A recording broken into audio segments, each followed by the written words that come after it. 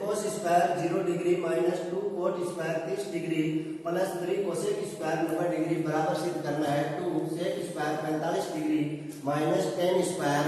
60 degree. तो कैसे करेंगे सॉल्यूशन? सबसे पहले इस LHS को हल कर लेता हूँ। LHS cos square 0 degree, cos 0 का मान होता है 8 की square minus 2 cot square 30 degree, cot 30 का मान होता है √3, तो √3 की square plus 3 cosec square 90 degree, cosec 90 का मान होता है 8 की स्क्वायर, ये वहाँ 8 की स्क्वायर 8 माइनस 2 इंटू √3 की स्क्वायर कितना आया 3 आया प्लस 3 1 माइनस 3 दूनी 6 प्लस 3 1 और 3 प्लस के 4 हो गए माइनस 6, तो कितना आया 6 में से 4 जाने पर माइनस के 2। आगे RHS पर करते हैं। RHS लेने पर RHS क्या है 2 sec square 45 degree minus tan square 60 degree,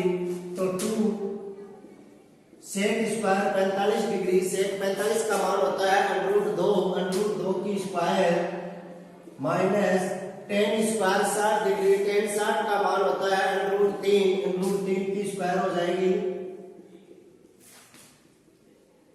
2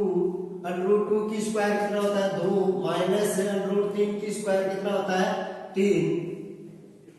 ये आया 2 माइनस का 1, 2 गुणा माइनस 1 गुणा 2 कितना आएगा माइनस का 2।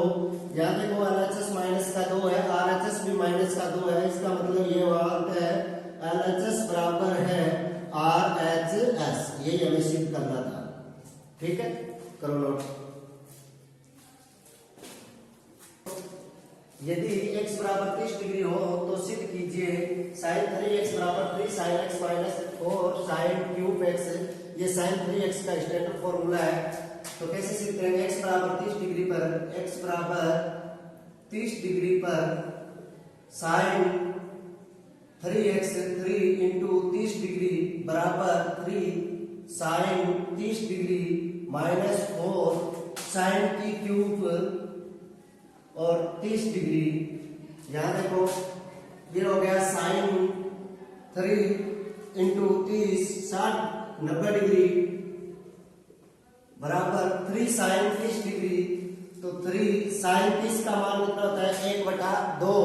1/2 माइनस 4 sin 30 का मान होता है 1/2, तो 1/2 की पावर कितनी हो गई 3। sin 90 का मान कितना होता है 1 बराबर ये हो गया 3/2 माइनस ये हो गया 4 गुणा 1/2 की 3 होती है 8, 1 बराबर 3/2 माइनस 4 एकम 4 4 2 8 यानी 1/2, 3/2 में से 1/2 जाने पर बचेगा कितना 3 माइनस 1/2 यानी 1 बचेगा, 1 बराबर 1।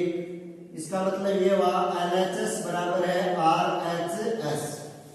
करो नोट। आगे क्वेश्चन है tan 2x बराबर है 2 tan x minus tan square है x, तो tan 30 सॉल्यूशन tan 2 गुणा 30 डिग्री बराबर 2 tan 30 डिग्री बटा 1 माइनस tan स्क्वायर 30 डिग्री, ये हो गया tan 60 डिग्री बराबर 2 tan 30 डिग्री अपन 1 minus tan square 30 degree. tan 60 का मान कितना होता है? tan 60 का मान होता है √3 बराबर 2 इंटू tan 30 का मान होता है 1/√3 1/√3 बटा 1 माइनस 1/√3 की स्क्वायर, √3 बराबर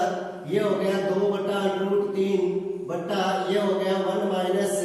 1/√3 की स्क्वायर करूंगा तो 1/3। इसको और सोल्व करते हैं 2/√3 बटा 1 माइनस 1/3 करूंगा 3 एकम 3 में से 1 जाने पर 2/3 √3 बराबर इसको लिख लेंगे 2/√3 इंटू हर का हर है वो के साथ गुणा हो जाता है 3/2, 2 से 2 कैंसिल, ये आ गया 3/√3 3 बटा √3 है, इसको √3 से ऊपर और नीचे दोनों अंश और हर में गुणा करूंगा तो 3 बटा √3 का गुणा √3 के साथ कितना आएगा 3 से 3 कैंसिल, इसका मतलब ये हुआ √3 बराबर क्या आया √3, अतः LHS बराबर क्या है RHS, यही हमें सिद्ध करना था।